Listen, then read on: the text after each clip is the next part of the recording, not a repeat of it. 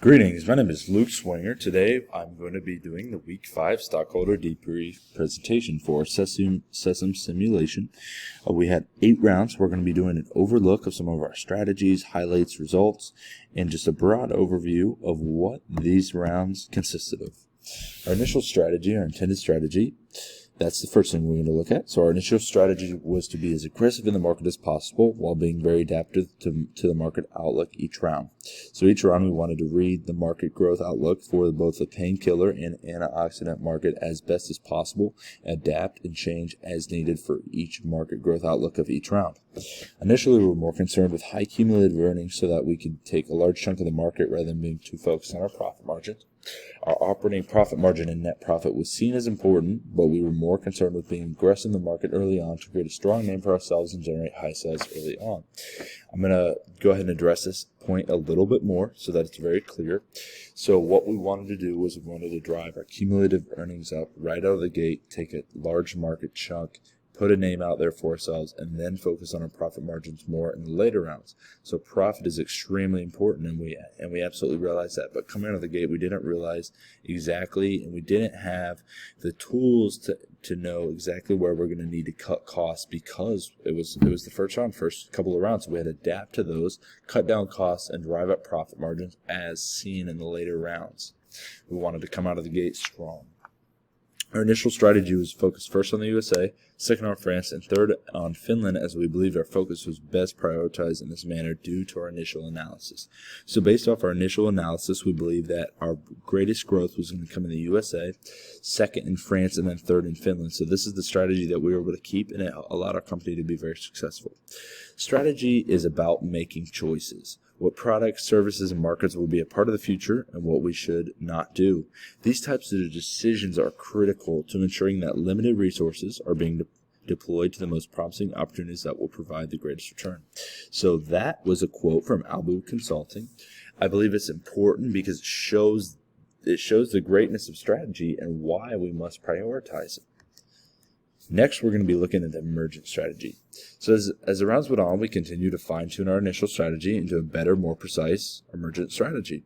Our emergent strategy came to be a strategy of seeking to be as in touch with the market outlook as possible so that we could be ahead of our competition while still seeking to generate as much cumulative earnings as possible. So in each market growth outlook that we had, we wanted to make sure that we could adapt to the situations for both the painkiller and antioxidant market better than our competitors. I mean, this is as simple as that. As we began to understand the nature of the market better, we became more focused on increasing our operating profit margin and net profit percentage by cutting spending, waste, and needed areas. As addressed in our initial strategy, as we're able to specifically pinpoint waste, we were able to drive our profit margins up, and this was important, especially in the later rounds. So analysis of market and competition. When it comes to the market, each round presented both different challenges and different opportunities. While the market had different challenges overall, the market for both painkillers and antioxidants presented opportunities for the most part. So overall, we did have opportunities. There were some rounds where, either the painkiller market or the antioxidant market, or because they are tied together, at least for some forms, had very bleak outlooks. We did have to pull back, and we tried to do that as best as possible. So some weeks the market outlook showed a good deal of projected growth, while some weeks either the antioxidant or painkiller market had a bleak outlook. In weeks where the outlook for either the painkiller or antioxidant market or both was bad, we did our best to react and respond to the changes better than our competition. Our competition was not as responsive to the market outlook as we were. And this was important because this allowed us to gain a competitive advantage because we were able to react and respond to the market changes each round better than our competitors. It's as simple as we understood the outlook better, and then we adapted to it. We made decisions where we increased demand. We cut whatever costs and increased for our advertising or our customer care, anything like that for certain markets in certain times. So each round we adapted as good as possible. I've included a quote by Nick White. Market analysis forces companies to consider how the products or their product makes their consumer feel and to what degree that feeling is driving the purchase decision. So a market analysis is crucial because it allows us to see how the consumer feels and then what is specifically driving that purchasing decision, so they must adapt. Strategic decisions, why we made them and how we implemented them. So one of our main strategic decisions was to prioritize the USA, France, and Finland in that order.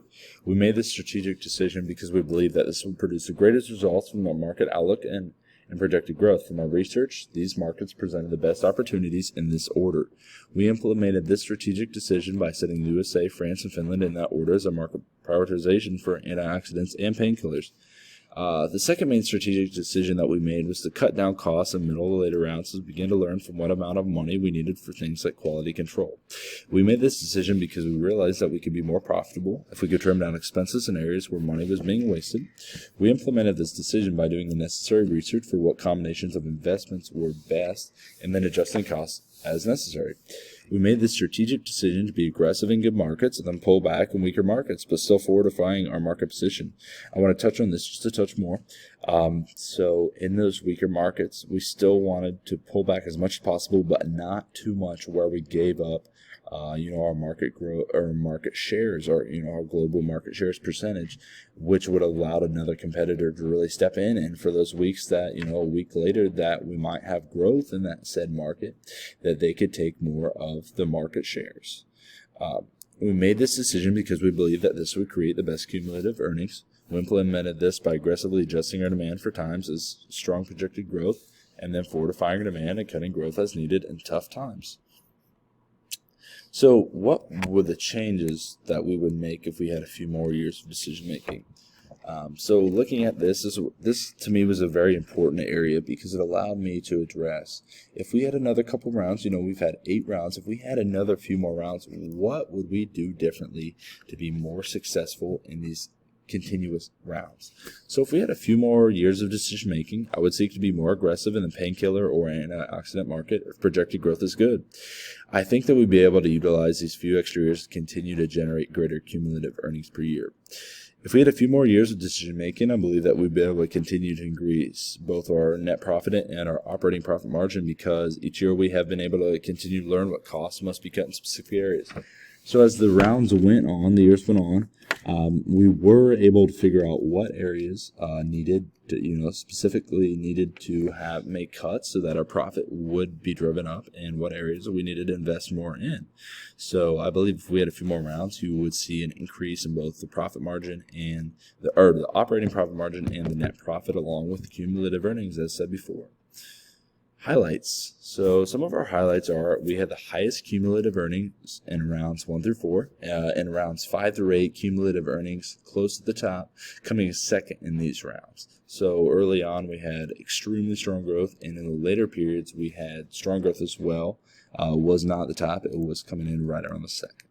So either first or second for global sales revenue in all 8 rounds. That's something, that's a very important thing, because global sales revenue is something that, investors, other companies are going to look specifically at right away. So one of the top operating profit margin percentage every round. We had the highest or one of the top return on equity percent every round. We had highest or one of the top net sales every round. Either the highest or second to team blue for global market shares percentage every round. We also had the highest or one of the top for profit margin percentage for all 8 rounds. Each week our company adapted to the change in the painkiller and antioxidant market and was successful in doing so. So we look at global sales revenue was great. Operating profit margin percent was very strong. Our return on equity percentage, which is huge, was very strong. We had highest or one of the top net sales every round. That's big. The net sales is one of the key components of our company, in any company. And then also our global market shares percentage was great every round as well. And we had a top for profit margin percentage for all 8 rounds. Justification as to why I should continue to run the company in the future. I should continue running the company in the future because under my leadership, our company has produced high-quality results.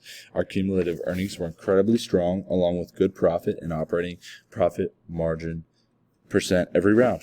Under my leadership, our company was ready for the market changes. Every week, we always sought to be ahead of our competitors when it came to demand, production, and finance. Under my leadership, our company prioritized the USA, France, and Finland in that order, which was a great strategy. As a result, we're very successful. With my continued leadership, our company will continue to adapt to the ever-changing market outlook while still being aggressive and dominating the market.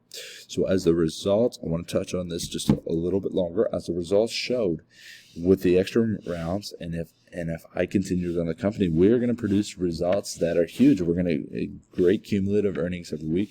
Our operating profit margin and our net profit percentage are continuing to be strong and only increase from here on out.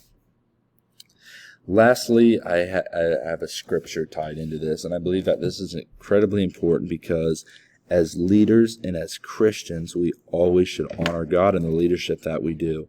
And that is the main reason that we are leaders in business and as the head of this company, that is the main thing in everything that we should do. So furthermore, you shall select out of all the people able men who fear God, men of truth, those who hate dishonest gain, and you shall place these over them as leaders of thousands, of hundreds, of fifties, and of tens. So ultimately, we honor God, and we are to be men of truth. And when we have this power to run a company or to be a leader, we must fear God and honor Him in all we do. Lastly, this is the reference page for the 3 sources that I had. I want to thank you again for this presentation for the Week 5 Stockholder Debrief, and good day to all of you. Thank you.